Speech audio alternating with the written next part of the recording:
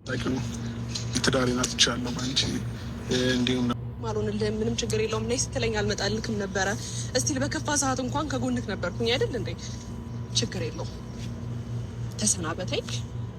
ሀሳብን ምንም ማለት በግድ መላ ወይኔ ዛሬ ብዙ ኮመንተሮች ደስ ብሏቸዋል ከኔ ጀምሮ ማለት ነው። እኔ ራሱ በጣም ነው ደስ ያለኝ። እኔ ደግሞ አላየኋቸውም አጋጣሚ አሁን ነው ያየኋቸውና በጣም ነበር ደስ ያለኝ።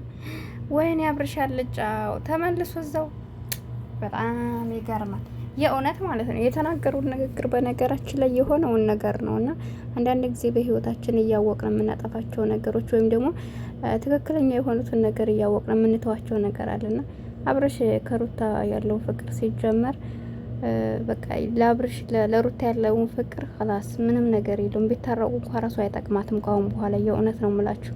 እኔ ዛሬ እውነተኛ ውሳኔ ወሰነ ነበር የመሰለኝና ደስ ብሎኝ እስከ መጨረሻው አዳምጠዋለሁ። ፕራንክ ነው ብዙ ሰው አላመነም። በቃ ገብታችኋል እንግዲህ ማለት እስከ መጨረሻ ድረስ ካላያችሁት ሁላችሁም እርግጠኛ ተሸውዳችኋል። ሁሉም ሰው በቃ ትክክል ነው እያለ ነበር የጻፈውና መጨረሻውን ሳየው ግን ውሸት ነው። አሰላሙ አለይኩም ወራህመቱላሂ ወበረካቱ። ውድና የተከበራችሁ ቻናል ቤተሰቦች እንዴት ናችሁ? ደህና ናችሁ ወይ? እኔ ያለሁ አልሐምዱሊላህ። ለቻናል አዲስ ከሆናችሁ ላይክ፣ ሼር፣ ሰብ እያደረጋችሁ አበረታቱኝ። አይከፈልበትም፣ ስደተኛታችሁ ነኝ እና እንግዲህ ከቪዲዮ መግቢያ ላይ እንደተመለከታችሁት የእነሱን ቪዲዮ ሙሉውን አይታችሁታል ብዬ አስባለሁ። እኛ ማንኛችንም ኮመንተሮች ወይም ኦዲየንሶች ማንንም ሰው አንጣላም። የሰው ላይ የምንጠላው ድርጊቱን ነው አይደለ? እንደኔ ከሆነ እኔ እንደዛ ነው የማስበው። ሰውን ማንም ሰው አይጠላም፣ ግን የምናደርገው ድርጊት ሰዎች እንድንጠላቸውም እንድንወዳቸውም ያደርጋል አይደል? እና ሄርሜላን እንግዲህ የምንጠላበት ስራዋ ነው። ሱብሃንአላህ ደግሞ ፍረዱ ትላለ። ማን ይፈርድ ያለ እሱ? አሁን እውነቱ ነው ነበር ደስ የሚለንና በጣም ራስ ወዳድ ናት። ቪዲዮውን ከመጀመሪያ እስከ መጨረሻ ተመልከቱትማ ወላሂ በጣም ራስ ወዳድ ናት። ራስ ወዳድ ሰው ደግሞ ለማንም አይጠቅምም ስነግራችሁ ማለት ነው።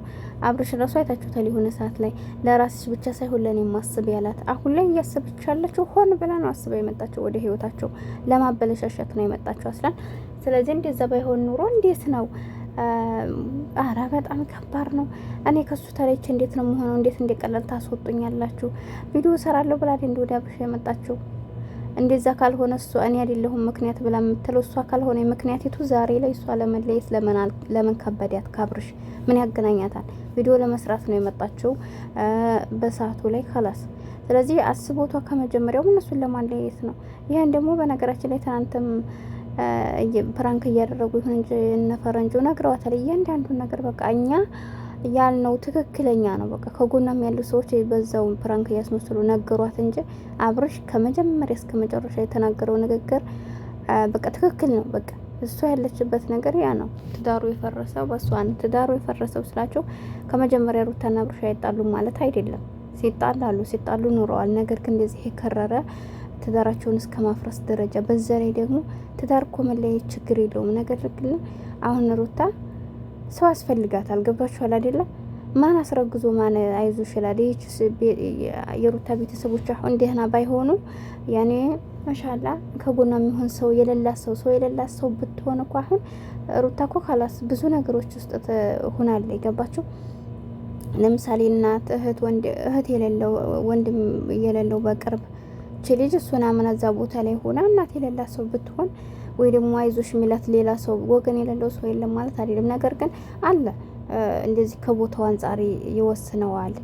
በዛ ላይ ደግሞ የራሳቸውን ህይወት የሚኖሩ ሰዎች እናንተን ተልሉ አይችሉም። ወይ ደግሞ እነሱ ቤት እንዳትሄዱ የማይመች ሊሆን ይችላል። ገባችሁ አይደል? እንኳን ለራስና ለማንኛውም ሰው ቢሆን የማይመች ቤት ከሆነ ከባድ ነው።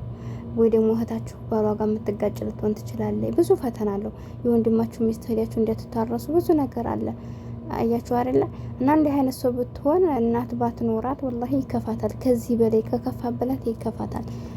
እና ዝም ብለው ለራሳቸው ነው። እና አቤል ማን ነው ቢኒያም ነው አቤል የሚባል ደግሞ ሽማግሌ እያለ ነበር። ወላሂ ያስመስሉ ነው፣ ውሸታቸው ነው። ሲጀመር እንዴት ነው ለሩታ ሽምግልና የሚሄዱት? እዛ አብርሽ መቻ ቆመና ሲጀመር እኔ ደግሞ ሽምግልና ሲባል በዛኛው ለከላ ራሳቸው እይታቸውና ሰብስክራይባቸው እንዲያቃናላቸው ነው ሽማግሌ ብሎ እነዛን ሰዎች ብቅ አድርጓል። ግን ሽማግሌዎች ምንድነው ያሉት? መጀመሪያ አብርሽ አስተካከል።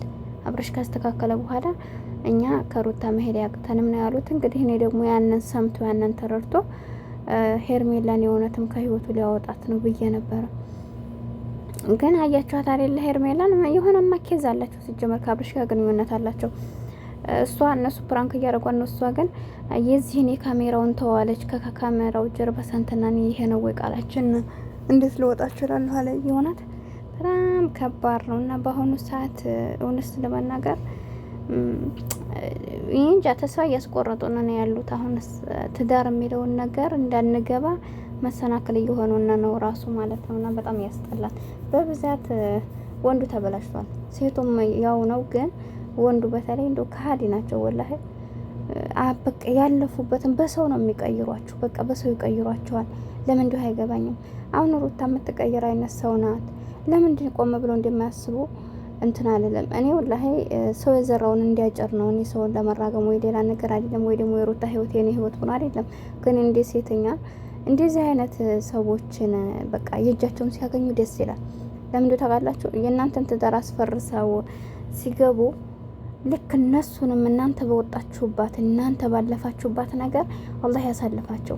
ለምንድነው ህመማችሁ በቃ ያን ሰው እንኳን ለእናንተ ተመልሶ እናንተ ጋር ባይሆን እናንተ እንደ ሰብሯችሁ ተመልሳችሁ እሱ ጋር መኮኑበት አጋጣሚ ይኖራችሁ። በጣም ያማችኋል።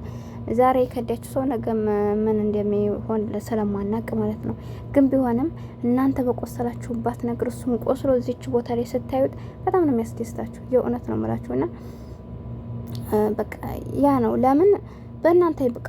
ሌላ ሴቶችም ላይ ሄዳ ደግሞ ሌላ ነገር እንዲያታረግ። አሁን ሄርሜላ ዛሬ ላይ የእውነቱን አብርሽ አስወጥቷን ነበር ከህይወቱ። እንዴት ደስ ይል ነበር።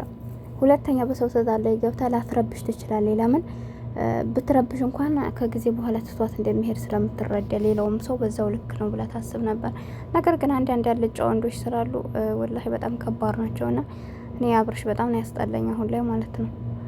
በቃ ይሆናል አይደል? የሰው ልጅ እኮ ትዳር አትፍታ እኮ አይደለም። ትዳር ፍፈቱ እኮ ችግር የለውም። ግን ደግሞ እንዴት ሴተኛ የሲለስ የሞራል ለምንድን ነው የማይጨነቁት?